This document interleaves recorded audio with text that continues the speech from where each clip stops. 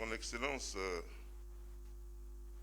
Monsieur Amadou Gon Coulibaly, Premier ministre, ministre du Budget et du Portefeuille de l'État, dans son adresse à la Nation le mardi 31 mars 2020, a annoncé deux mesures importantes.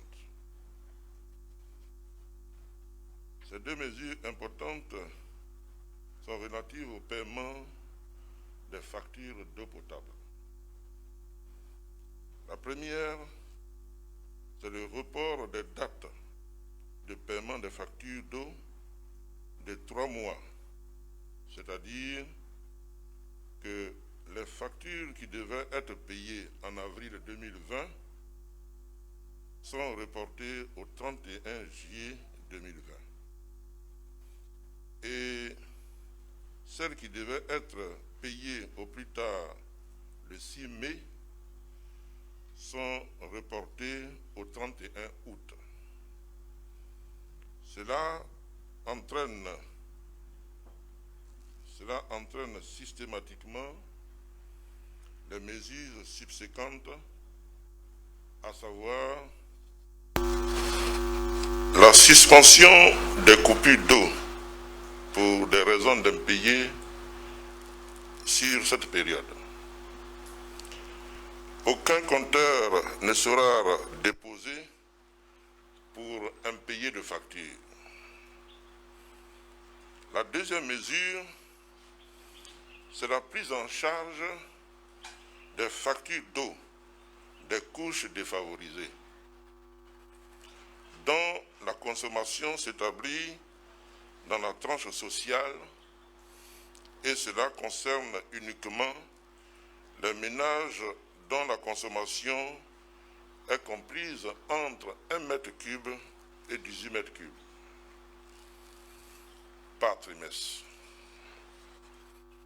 Cette mesure concerne 316 000 ménages, soit 2 millions de nos concitoyens, et coûtera à l'État la somme de 900 millions de francs CFA. Tous les ménages inscrits dans la tranche sociale qui avaient déjà réglé leur facture d'eau avant l'annonce de cette mesure par le Premier ministre vont bénéficier d'un avoir sur consommation, c'est-à-dire que leurs prochaines factures vont être établies avec déduction de ce montant qu'ils avaient prépayé. Le ministère de l'Hydraulique préconise surtout le respect du lavage régulier des mains, car c'est l'élément fondamental de ces mesures d'hygiène qui sont instaurées par le gouvernement pour permettre aux populations de se prémunir de cette maladie. Enfin, le ministère de l'Hydraulique en appelle au sens du civisme, la responsabilité et la discipline de toutes les populations. Le ministère, pour aider les populations à être dans le tempo de ces différentes préoccupations, a déjà mis en place un comité de veille sanitaire qui comprend la direction de la SODECI, le cabinet du ministre, l'Office national de l'eau potable.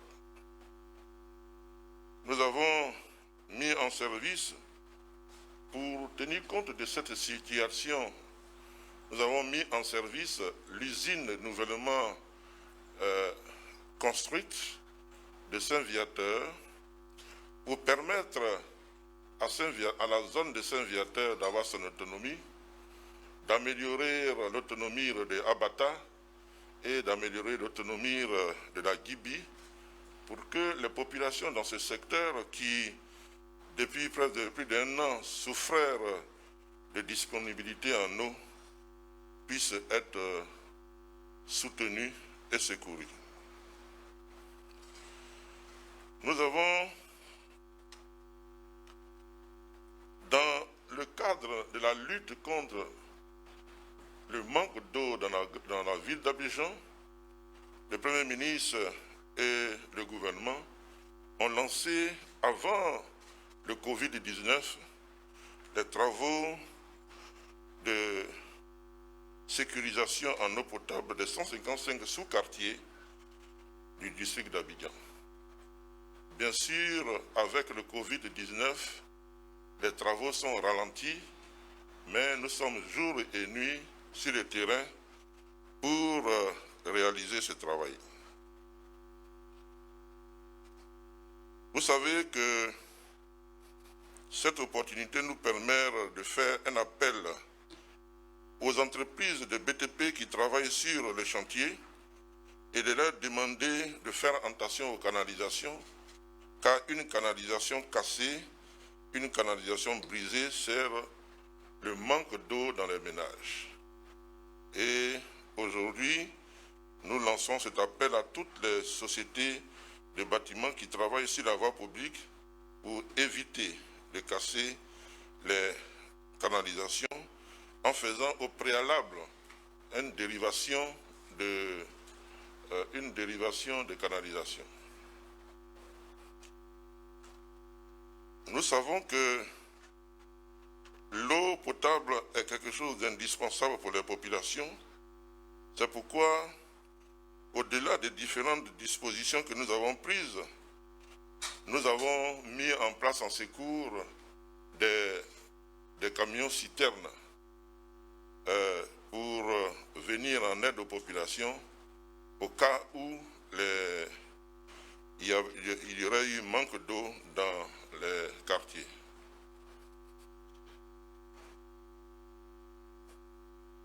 Je voudrais aussi dire à la population que en milieu rural et dans l'intérieur du pays, nous avons pris aussi des dispositions pour que l'eau ne vienne pas à manquer et nous faisons tout pour que les différents programmes que nous avons lancés avant l'arrivée du Covid-19 puissent continuer même avec un rythme allégé.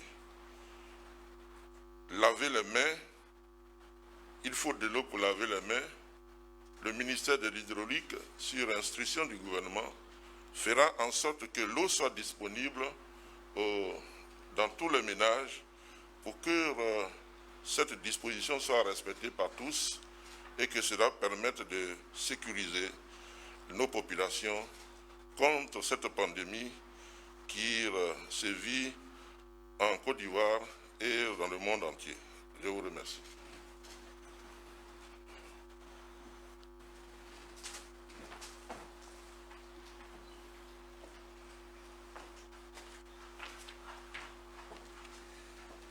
Voilà. Merci beaucoup, Monsieur le ministre, pour ces précisions concernant donc les mesures prises par le gouvernement pour faciliter la vie aux populations les plus défavorisées en ces temps de difficultés liées à la pandémie à coronavirus. Pour le point sanitaire, je voudrais ici accueillir le docteur Edith Kwasi, conseiller technique au ministère de la Santé et de l'Hygiène publique. Docteur Kwasi.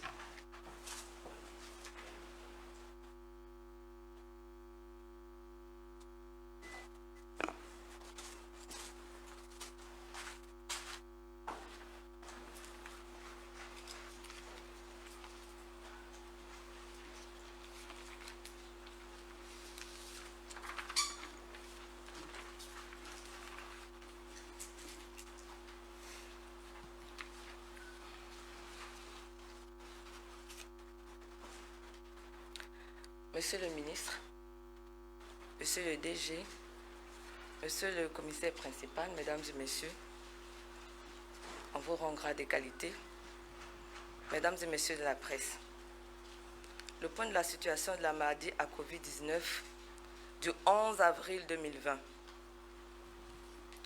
Le 11 mars 2020, la Côte d'Ivoire enregistrait son premier cas positif au Covid-19 sur son territoire. Un mois après la déclaration officielle faite par le ministre de la Santé et de l'Hygiène publique, le docteur Eugène Akaouélé, qui d'ailleurs certainement fera le bilan complet, quelle est la situation? Malgré la sensibilisation soutenue et la communication aux populations des mesures de prévention et de protection recommandées par le gouvernement, on note une progression rapide de la maladie dans notre pays, contrairement à d'autres pays en Afrique affectés par la pandémie à la même période, voire avant. En effet, depuis hier, avec les 36 nouveaux cas annoncés par le ministre de la Santé et de l'Hygiène publique, la Côte d'Ivoire totalise un nombre cumulé de cas positifs au Covid-19 de 480, avec 54 patients guéris et les 3 décès. Ces chiffres confirment que nous sommes bien dans une phase d'ascension, une phase critique de la pandémie, comme annoncé par les experts. Donc la vigilance et le respect des mesures barrières doivent s'accentuer. Le Grand Abidjan constitue toujours l'épicentre de la pandémie dans notre pays et le reste du pays est à risque.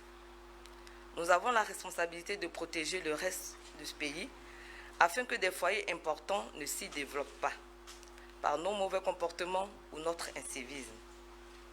La maladie, elle est réelle. Elle n'est pas imaginaire. Elle est là, au milieu de nous. Et nous pouvons décider de changer le cours des choses par le bon choix que nous opérerons, tous autant que nous sommes et à quelque niveau où nous nous situons. Il est temps de nous décider et c'est maintenant. Sans être alarmistes, nous disons que l'heure est grave, mais il est encore possible pour nous de ne pas atteindre les niveaux les plus élevés d'Afrique en brisant urgemment la chaîne de contamination. Travaillons tous à cet objectif. Faisons donc le bon choix de la vie et de la survie de notre pays. Disons non à la propagation de cette pandémie dans notre pays et adoptons les bons gestes, les bons comportements. Respectons les mesures recommandées par le gouvernement. Si nous aimons nos enfants, nos familles, nos parents, nos amis, nos proches, notre pays, nous devons agir dans leur intérêt. Faisons notre part, Dieu fera certainement la sienne. Il suffit d'adhérer aux mesures du gouvernement déjà communiquées et renforcées par le président de la République, son Excellence Alassane Ouattara, lors du Conseil national de sécurité tenu jeudi dernier et présidé par lui-même. Il s'agit des mesures de prévention et de protection individuelle et collective suivantes. La limitation des déplacements, la distanciation sociale, le lavage régulier des mains à l'eau et au savon, l'utilisation de gel et de solutions hydroalcooliques. Il est formellement recommandé de tousser ou d'éternuer dans un mouchoir en papier jetable ou à défaut dans le pli du coude, sans oublier le port du masque. La maladie à coronavirus est très contagieuse, extrêmement dangereuse, elle peut être mortelle. Le ministère de la Santé et de l'Hygiène publique sait compter sur l'engagement de toutes les populations et en particulier les médias comme relais de sensibilisation et de diffusion de la bonne information. Concernant le renforcement des capacités de prise en charge des cas qui passent nécessairement par le renforcement des capacités de dépistage des populations, de gestion des sujets contacts et d'hospitalisation en cas de nécessité des malades positifs au Covid-19, le gouvernement y travaille. Des centres de dépistage de proximité et des sites de prise en charge appropriés sont en cours de réalisation à Abidjan. Il en est de même pour la décentralisation à un certain niveau des possibilités de diagnostic en plus de l'Institut Pasteur de Côte d'Ivoire. L'intérieur du pays n'est pas en reste. En attendant les livraisons prochaines des différentes infrastructures et leurs fonctionnalités, le système de santé s'est organisé pour gérer les cas éventuels à l'intérieur du pays. Au niveau de l'approvisionnement en urgence des structures de santé par la nouvelle pharmacie de la santé publique, le point communiqué ce jour donne globalement 279 sur 341 sites approvisionnés, soit 82%, et pour le Grand Abidjan, 87 sur 89, soit 98%. Concernant le port obligatoire du masque dans le Grand Abidjan, des dispositions ont été prises par le gouvernement pour l'acquisition d'environ 100 millions de masques au plan international, sans oublier les instructions pour le démarrage d'une production locale, afin de la mise en œuvre effective de la mesure de gratuité de ceux-ci. Enfin, nous rappelons le dispositif de prise en charge en vigueur, à savoir le confinement à domicile, le confinement à l'INJS pour les sujets contacts, la prise en charge dans les structures dédiées, l'appel des numéros gratuits suivants 143, 125, 119 et 101 devant toute préoccupation ou des signes tels que la fièvre accompagnée de céphalée qu'on appelle maux de tête, de courbatures, de toux ou de difficultés respiratoires. Bon samedi saint et que Dieu nous garde. Je vous remercie.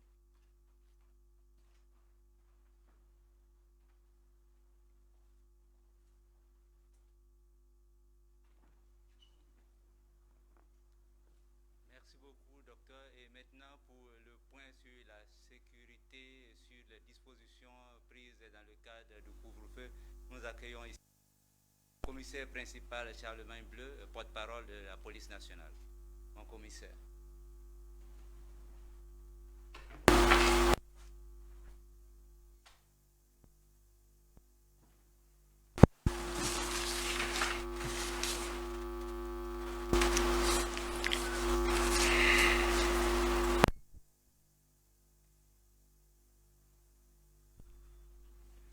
Bien, merci.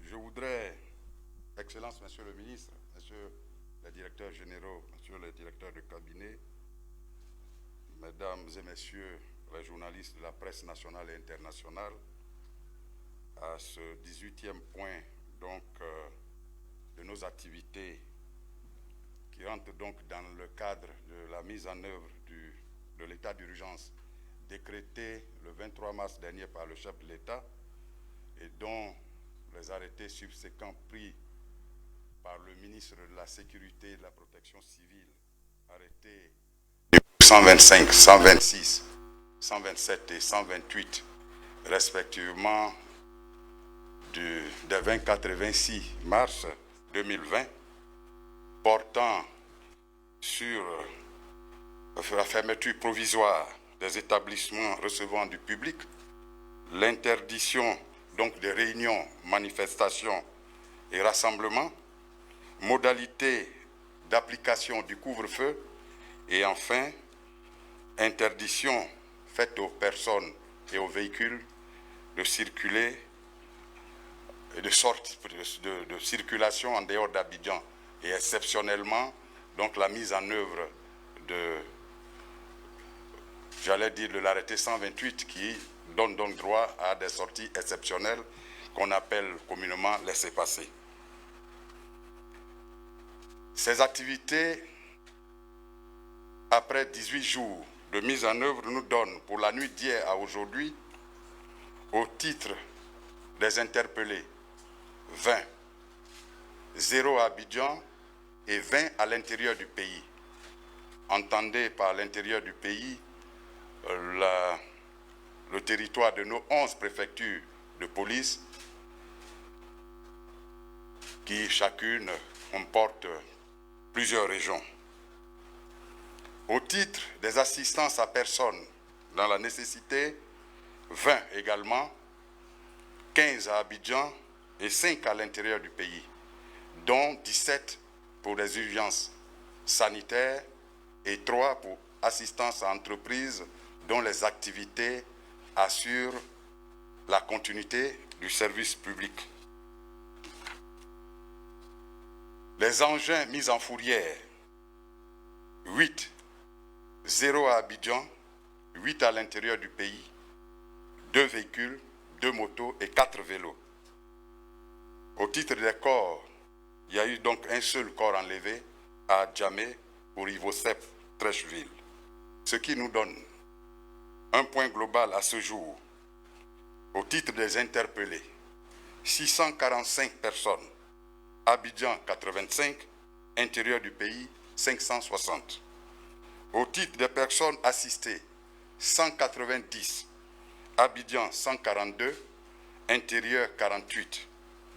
Au chapitre des engins mis en fourrière, 254, Abidjan 93, intérieur 161. Au niveau des corps enlevés, 36, Abidjan 32, intérieur du pays 4. Le commentaire que cela emporte, naturellement, c'est un brin de satisfaction, en tout cas quant à l'effet, j'allais dire, produit par les différentes consignes de nos autorités et nos recommandements que nous portons ici tous les jours depuis le 24 mars dernier. La courbe descendante, donc des personnes interpellées, tant à Abidjan qu'à l'intérieur du pays. À cette même tribune, hier, nous étions à 30, donc 4 à Abidjan et 26 à l'intérieur du pays, mais nous avions interpellé pour contournement de nos corridors sanitaires et sécuritaires aux sorties, donc sur les grands axes de sortie d'Abidjan, notamment à Tengué, plus d'une soixantaine, dis-je, d'engins pris en flagrant délit de contournement de nos dispositifs sécuritaires et sanitaires. C'est ici le lieu de féliciter et de remercier, d'encourager surtout nos compatriotes à continuer d'appliquer les consignes barrières de la police nationale, des FDS en général, dans le cadre de la lutte contre cette pandémie, et leur dire que leurs forces restent naturellement vigilantes et à leur écoute. Au numéro suivant, au 20 pour le poste de commandement principal, au 20 25 0040, au 100 et au 111. Ensuite, pour la ville d'Abidjan, au 20 22 16 33 et au 03 79 91 44. Ensemble, dans la discipline, nous sommes convaincus de venir à bout rapidement de cette pandémie. Je vous remercie.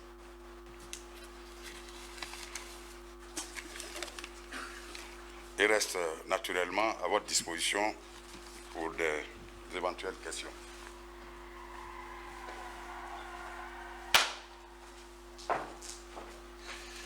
Voilà, merci beaucoup. Après donc le ministre, monsieur le ministre de l'hydraulique, Laurent Tchagba, sur les dispositions, notamment sur la question des factures d'eau.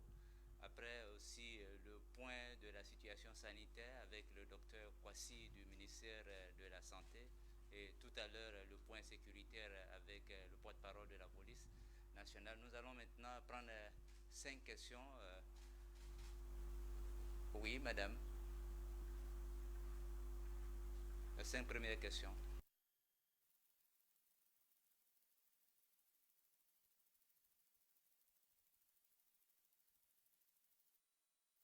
RTI. Hier soir, le siège du Fonds de soutien et de développement de la presse a été cambriolé à Cocody, Rivera à Toban, avec 20 ordinateurs emportés. Avec ce tact-là, plusieurs autres du type agression, voire l'attaque sont signalés par les populations. Alors ma question, c'est est-ce que le dispositif sécuritaire sur le couvre-feu connaît des difficultés particulières? Ensuite, avant-hier, on a eu à faire le tour de la SOGEFIA, si vous connaissiez, à Cocody, aux alentours de 18h, et il y avait une grande, du sport collectif. Alors, le stade était plein, à craquer, petits et grands, qui gambadaient vraiment joyeusement. Est-ce que finalement le message, la sensibilisation passe réellement? Et quelles devraient peut-être être, est-ce que vous envisagez des mesures à prendre avant qu'il y ait péril dans la demeure? Et enfin, sur l'aspect sanitaire, le CNS a annoncé le confinement pour les personnes âgées. C'est quoi la personne âgée? C'est quel âge la personne âgée? Et comment vous le contrôlez quand on sait qu'on utilise vraiment beaucoup de d'iode à Abidjan? Merci. Oui, monsieur le ministre répondra aux questions, c'est sûr. Nous attendions peut-être des questions précises sur la question de l'eau, mais de toute façon, monsieur le ministre saura répondre aux préoccupations. Merci. Je suis Tanguy Gaye de l'agence ivoirienne de presse AIP.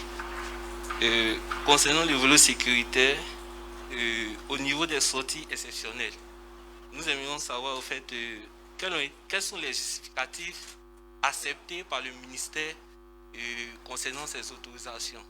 Quels ont été les motifs évoqués par tous ceux qui obtiennent ou qui ont obtenu les laissez-passer.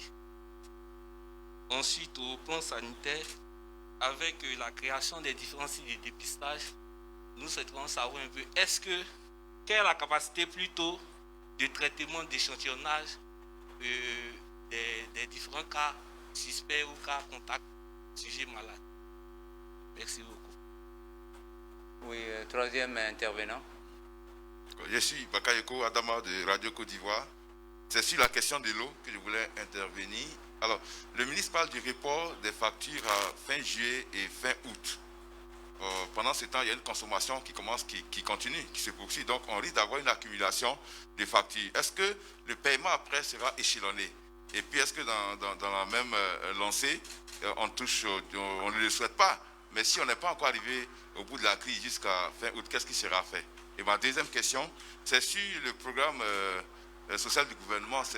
Avec cette crise sanitaire mondiale, c'est sûr qu'il y a un coup de frein. Quel est l'impact de la crise sanitaire sur l'évolution de cet important projet du gouvernement? Quatrième intervention, oui, de l'autre côté. Yeli Traoré, NCI. J'ai deux questions aussi. La première question, c'est par rapport à l'OMS qui déclare que dans les semaines à venir, il y aura un pic dans l'épidémie, dans la pandémie, dans les pays d'Afrique. Est-ce que, au niveau des autorités sanitaires, des dispositions sont prises pour éventuellement faire face à un éventuel pic dans la pandémie? Deuxième question, c'est par rapport à l'obligation du port du masque. Désormais, il est obligatoire de porter le masque et il est aussi dit que les masques seront gratuits. Concrètement, comment ça va se passer? Est-ce qu'il y aura un système de distribution des masques aux gens? Comment ça va se passer si on rend le port du masque obligatoire? Comment est-ce que les gens vont se procurer si c'est gratuit, par exemple? Merci. Oui, une dernière intervention avant de passer la parole aux intervenants. Farmer Ernest de l'Intelligent d'Abidjan. Ma question s'adresse au volet sanitaire. N'est-il pas possible, en plus du prélèvement nasal que font certains laboratoires, d'autoriser les tests sanguins et sérologiques à ceux qui sont déjà bien portants pour savoir s'ils ont des anticorps ou d'autres antécédents face à l'éventualité de la maladie? Cette option est liée aux informations selon lesquelles les groupes sanguins au plus ont moins de risques de faire la maladie Covid-19 à cause de leurs anticorps par rapport à d'autres infections. Merci. Voilà, merci beaucoup. Nous allons maintenant laisser la parole aux différents intervenants, en commençant par Monsieur le ministre de l'Hydraulique, sur les questions en rapport avec son département. Monsieur le ministre.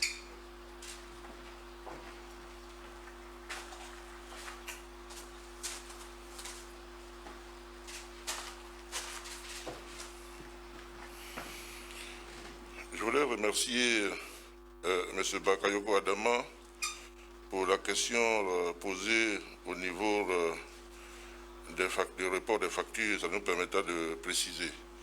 D'abord, les factures qui sont reportées, qui devaient être payées et reportées en juillet et reportées en août,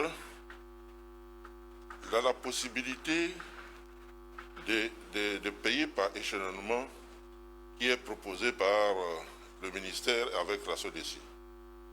Il suffit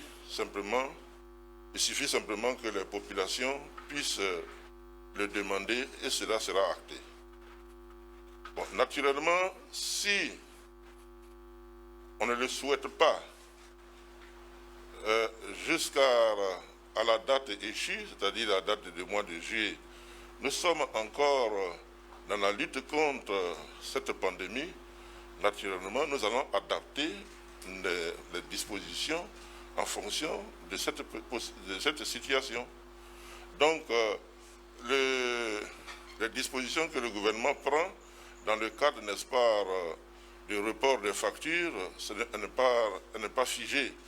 Si nous sentons que la lutte contre la pandémie perdure, nous allons adapter, n'est-ce pas, cette disposition au délai de la lutte contre la pandémie.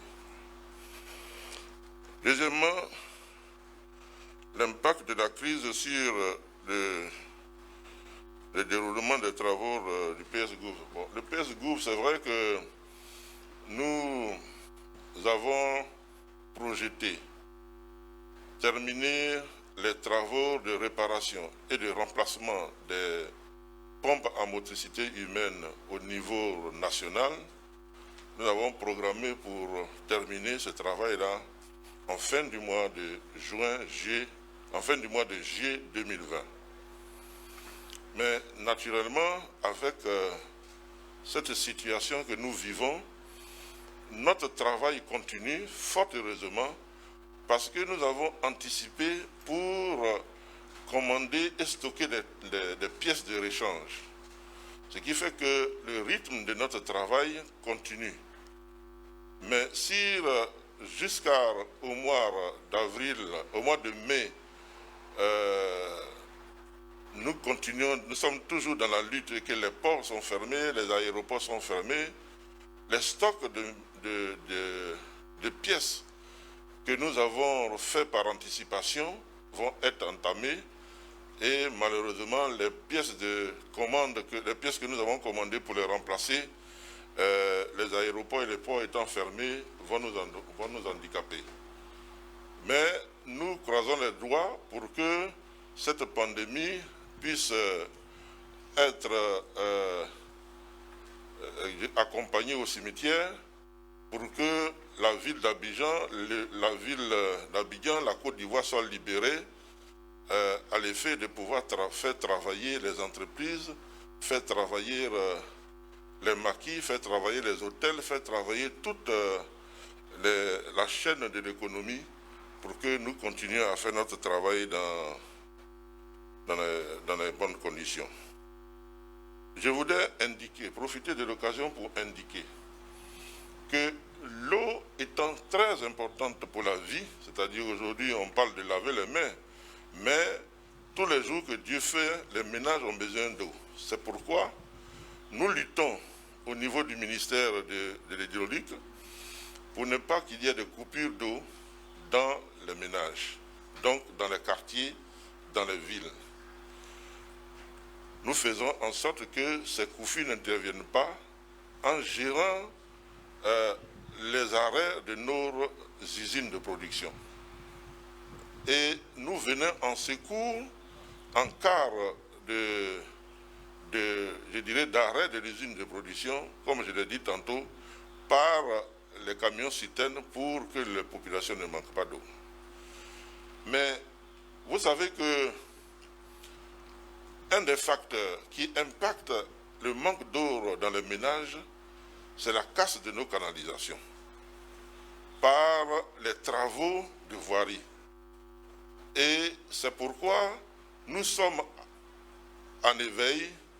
Nous avons les équipes qui tournent 24 heures sur 24 pour que les canalisations, une fois qu'ils sont déclarés cassés dans une zone, nous envoyons une équipe pour pouvoir réparer.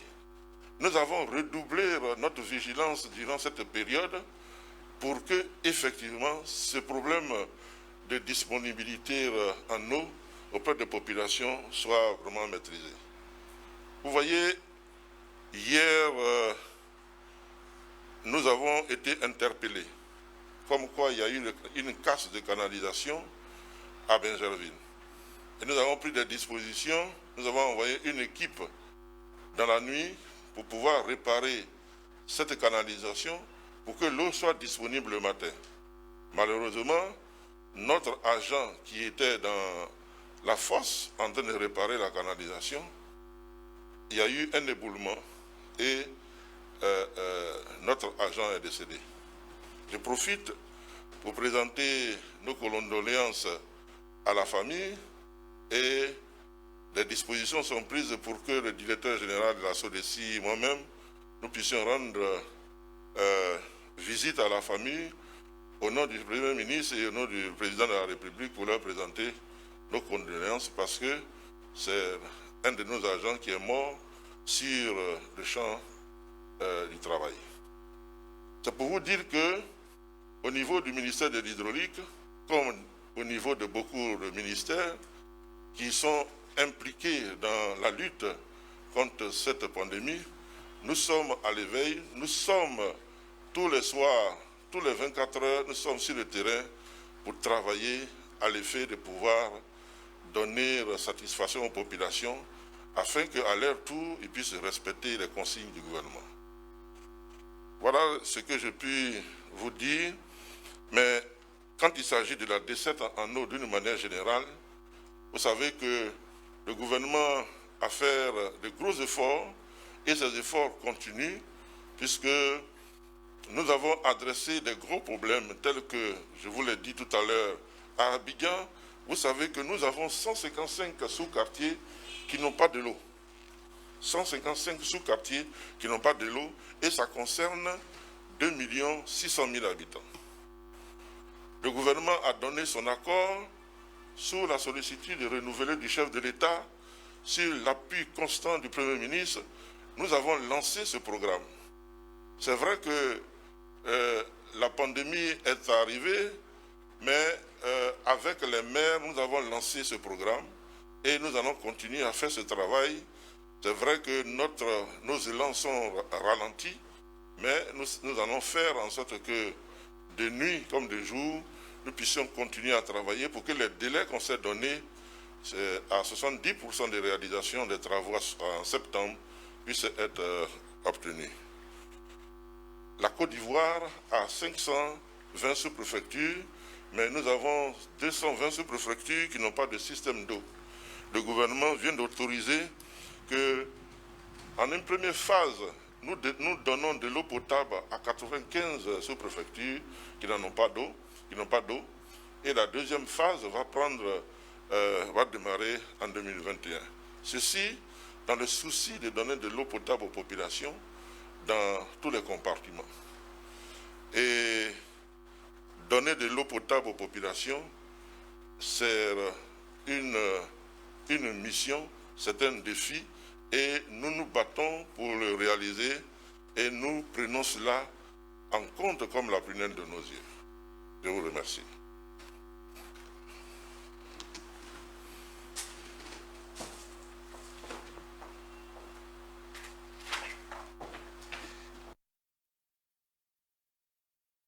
Les questions liées à la santé, aux dispositions en place, je voudrais ici accueillir à nouveau le docteur Kwasi Edith.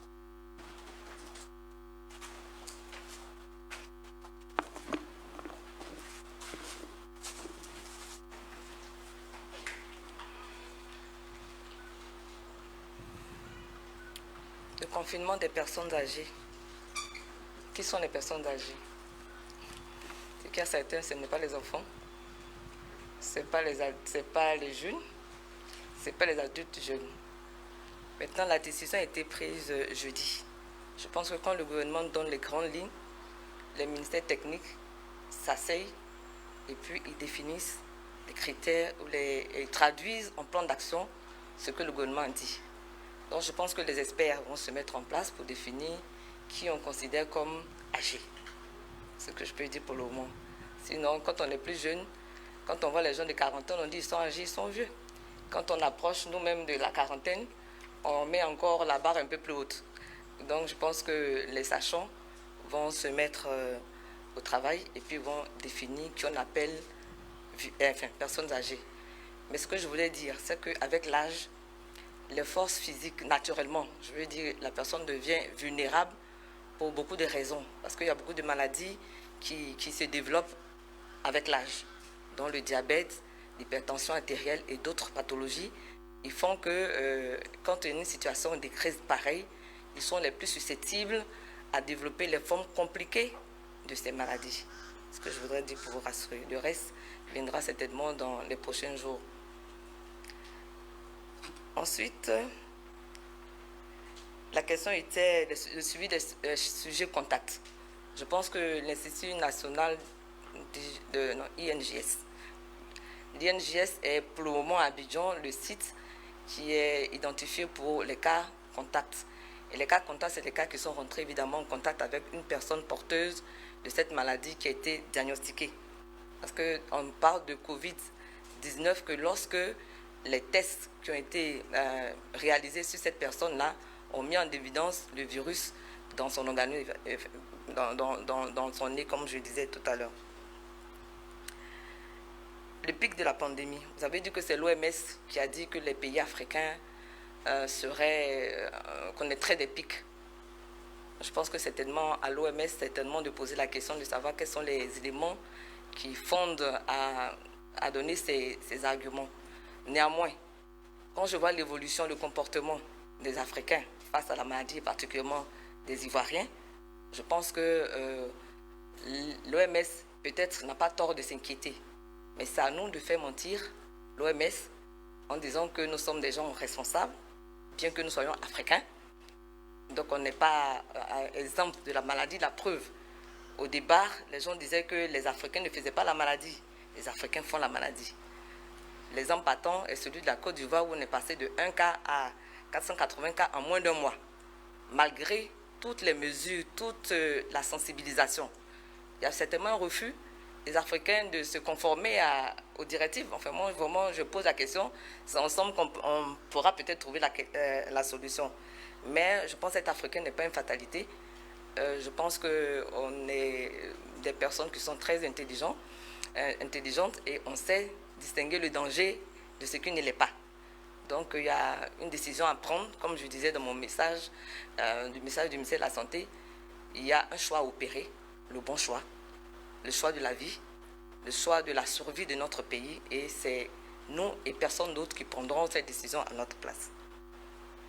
L'obligation de porter les masques dans le Grand Abidjan. Je pense que la décision aussi date de jeudi.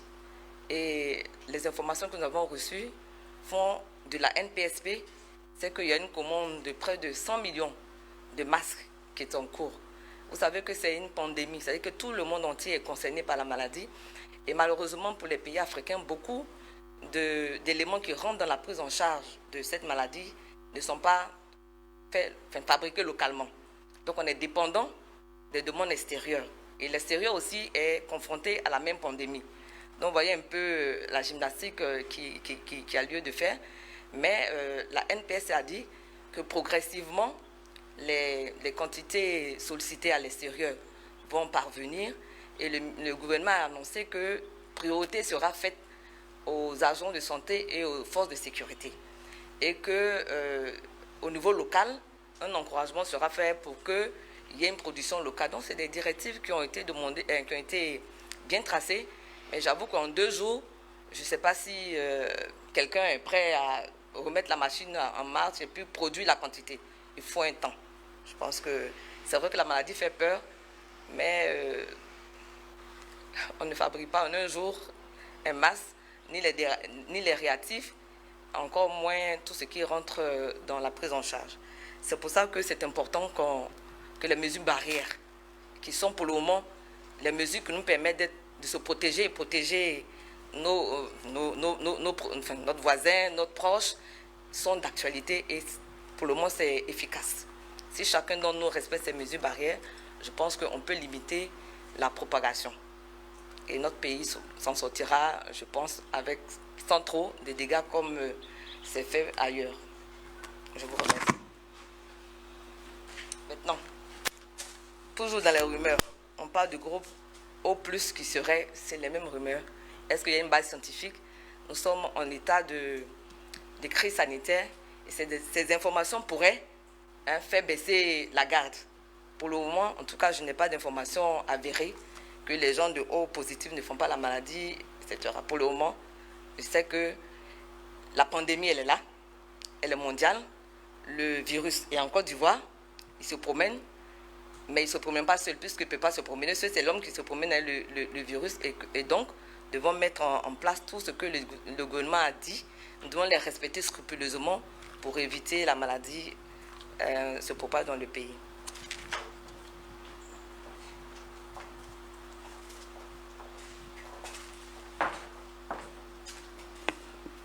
Merci beaucoup, Dr Kwasi, de nous rappeler qu'il faut, en la matière, nous en tenir à l'information officielle, aux sources officielles, et non nous en tenir, et non nous abreuver de on-dit, de fake news. Et maintenant, pour les questions de sécurité, je voudrais accueillir le commissaire principal, Charlemagne Bleu.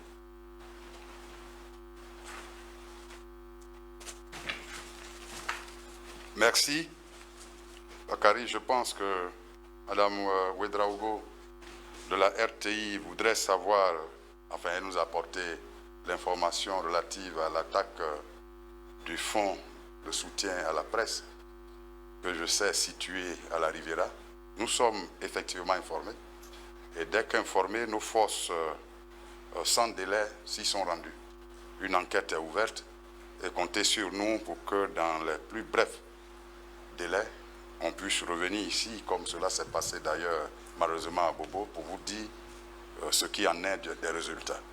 C'est malheureux, c'est d'ailleurs le lieu ici de rappeler aux uns aux autres. Tout à l'heure, je félicitais le Grand Abidjan, mais les Ivoiriens en général, nos compatriotes, quant à l'observation des consignes sécuritaires et sanitaires, toute la journée, et même au moment du couvre-feu, parce que nous sommes en état d'urgence, il faut éviter de distraire donc l'attention de nos forces sur des choses inutiles, entre guillemets, et puis leur permettre de se concentrer sur l'essentiel, parce qu'il y a des esprits malins qui pensent que pendant que nous sommes concentrés de l'autre côté, ils vont profiter pour agresser d'honnêtes citoyens qui, eux, respectent le couvre-feu à leur domicile.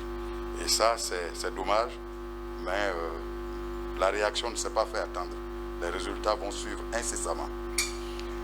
Un autre journaliste voudrait savoir donc les motifs et autres critères donc, de délivrance du laissez-passer. Est-ce que je suis dans la question ou c'est pas ça? C'est cela. D'accord.